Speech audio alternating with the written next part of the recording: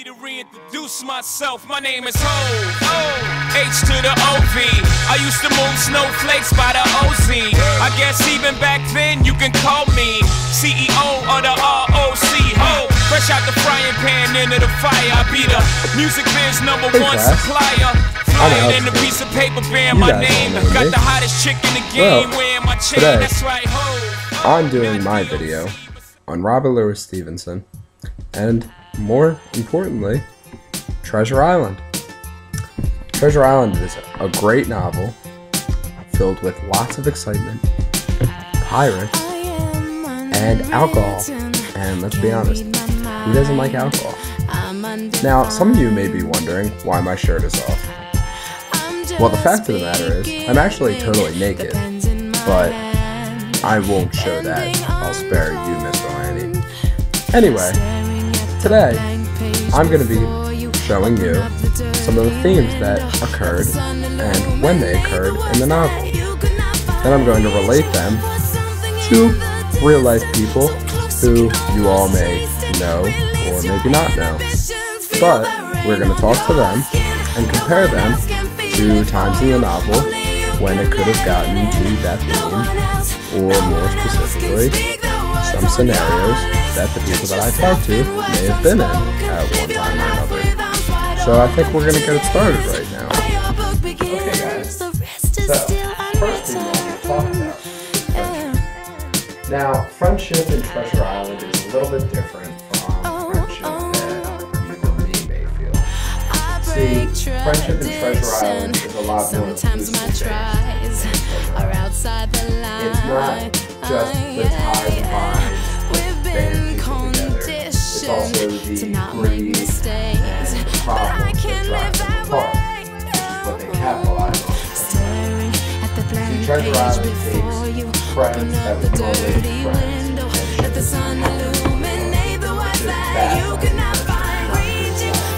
basically shows the dark side of everything, the light side. So, who better to call than my good friend, Cody Chosen? Probably my best friend. Mr. Lanny, you do not know Cody Chosen. He's very similar to me, so you'll probably see him. But we're going to try to get him via FaceTime right now. So we can ask him a few questions and about my relationship with Cody. So here we go. We're going to start it out.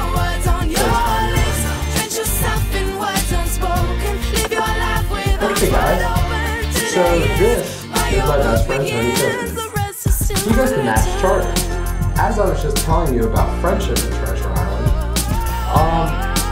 yeah, I was telling them it's a little bit different than the friendship that me and you look at.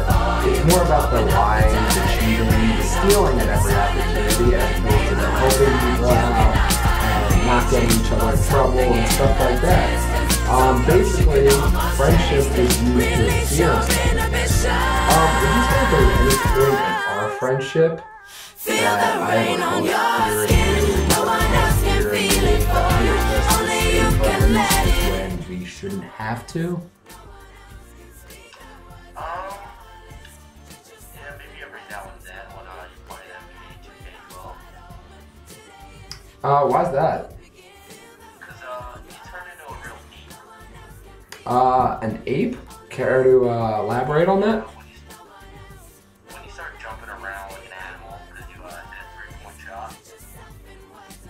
And how does that make you feel?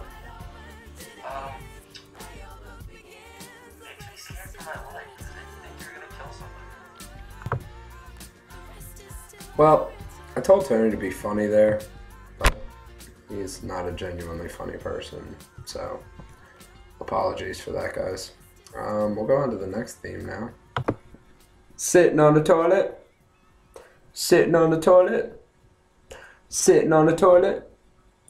Sitting on the toilet. And now flush. Okay, so the next theme that we have is the theme of youth. Youth is used through characters throughout Treasure Island. Now, there's Abraham Gray, who comes off of the farm to go hunt for treasure. Then there's Big Dick Johnson. He's a very tall guy, very obedient guy, who gets a share of the treasure. Not making that up, look that up. And finally, the main character, Jim Hawkins. Jim Hawkins was kind of the middleman. He was in between Abraham Gray, who was very open and trying new things, and Dick Johnson was the more obedient, laid-back person. What Jim Hawkins was in the middle. He could speak for himself. He wasn't too obedient. He wasn't too outrageous. He was always in the middle, and he was ready to make mistakes for himself. And that became a big part of the novel. So, the next person that I'm going to have call in is my girlfriend, Caroline Gosser. She's 16. She's youthful, I guess you could say, as opposed to us 18-year-olds or Miss Boannie. I'm sure you're like, I don't know, 22. So guys, that's my girlfriend, Caroline Gosser. And we're going to ask her a few questions about youth. So Caroline, in Treasure Island, there's 3 youths. There's Abraham Gray, who is very obedient and listening. There is Dick Johnson, who is much more laid back. He can kind of be bullied at sometimes. And then, finally, the main character, there's Jim Hawkins, who is kind of a free thinker. He has elaborate thinking, and it ends up being the saving of the entire novel. He saves all of his friends because of this free thinking. Of those 3, who would you say that you're most like? Dick Johnson. And why's that? Okay. Also, Jim Hawkins, the main character, kind of encourages young people to ignore their elders and go based on their own instincts. Do you think the same way as him, or do you think that there's any truth in the matter?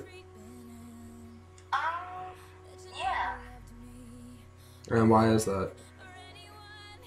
Because, like, sometimes you just kind of gotta go with, like, what you think and go against, like, what you know better than. Okay, and final question. Are you aware that you being 16, if you were to tell your parents or the cops that we were dating or anything like that, that is technically classified as statutory rape, and I would be thrown in jail and arrested for that?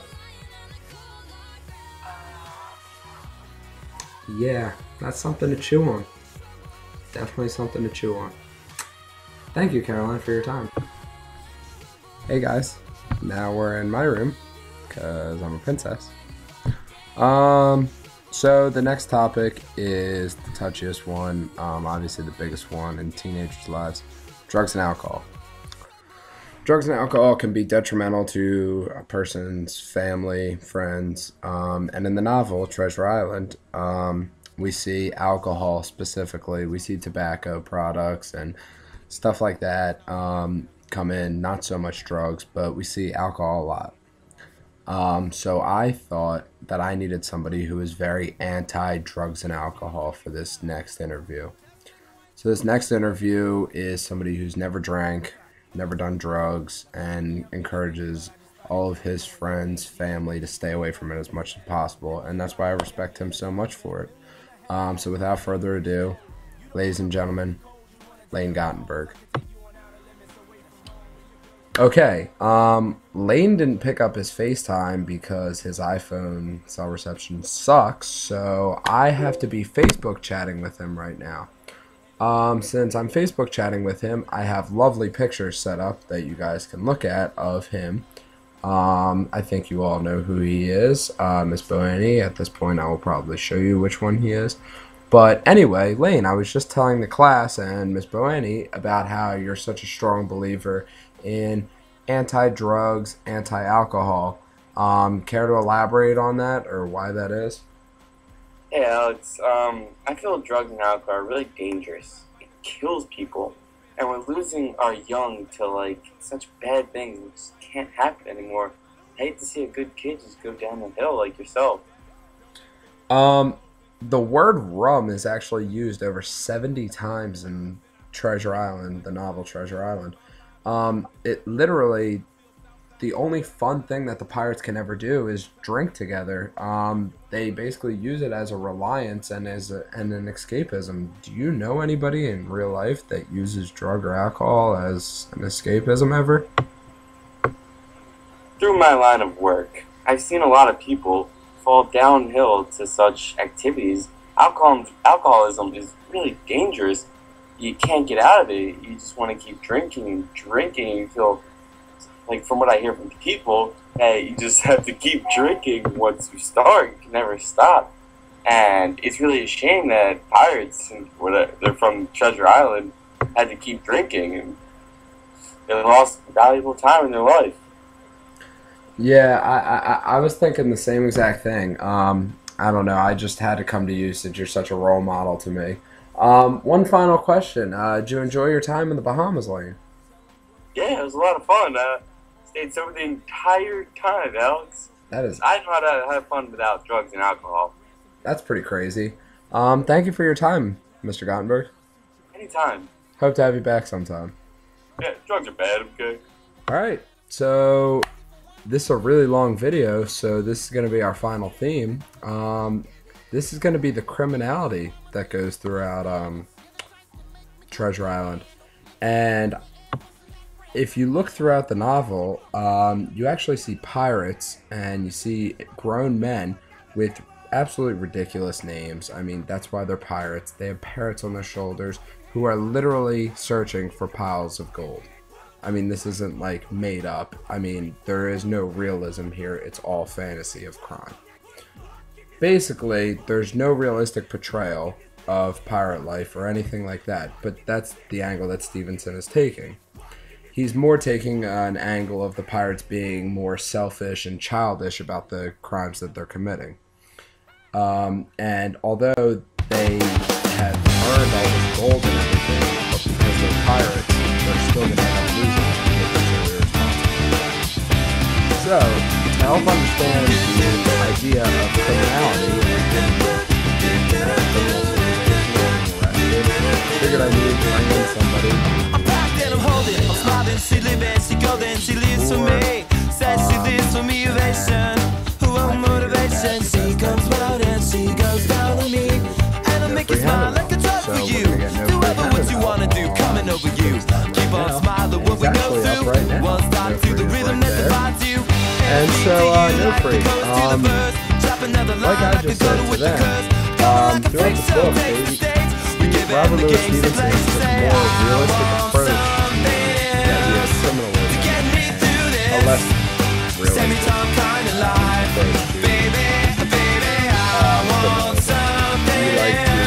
I'm not listening when you say goodbye. What do you think?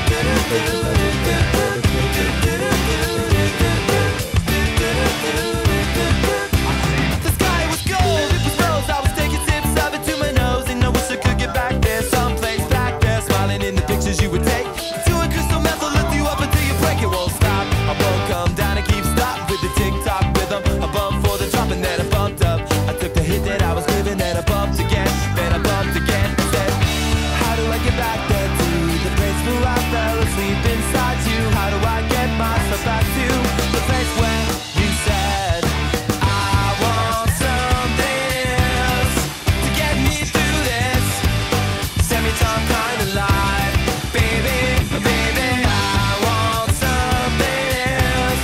I'm not listening when you say goodbye. I believe in the sand beneath my toes. The beach gives a feeling, an earthy feeling. I believe in the faith that grows, and the full life force can make me cry. When I'm with you, I feel like I could die, and that would be alright, alright.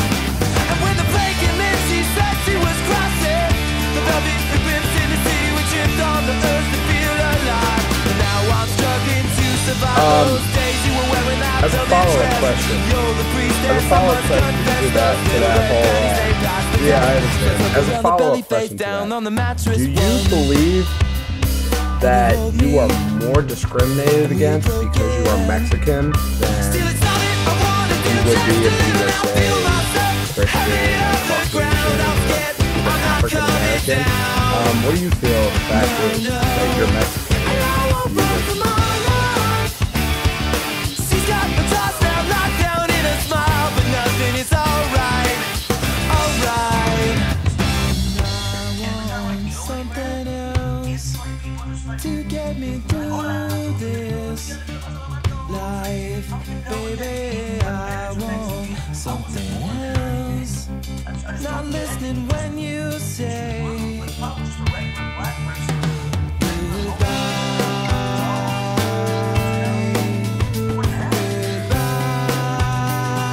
Alright, so you agree with Stevenson's realism? You agree that his approach was, while it wasn't traditional, you agree that it was very effective.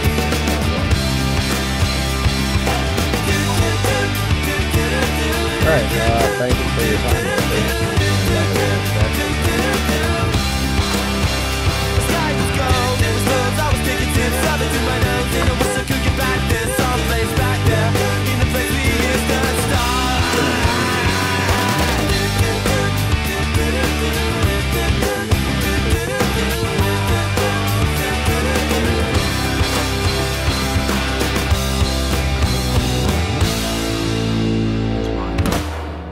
These interviews, these people's experience. I wish you would step back from that ledge, my friend. You could cut ties with all the lies that you've been living in. And if you do not want to see me again, I would understand. I would understand. The angry boy, a bit too insane, icing over a secret pain. You know you don't belong. You're the first to fight, you way too loud. You're the fastest light on the burial shroud. I know something's wrong. But everyone I know has got a reason to say, put the past away.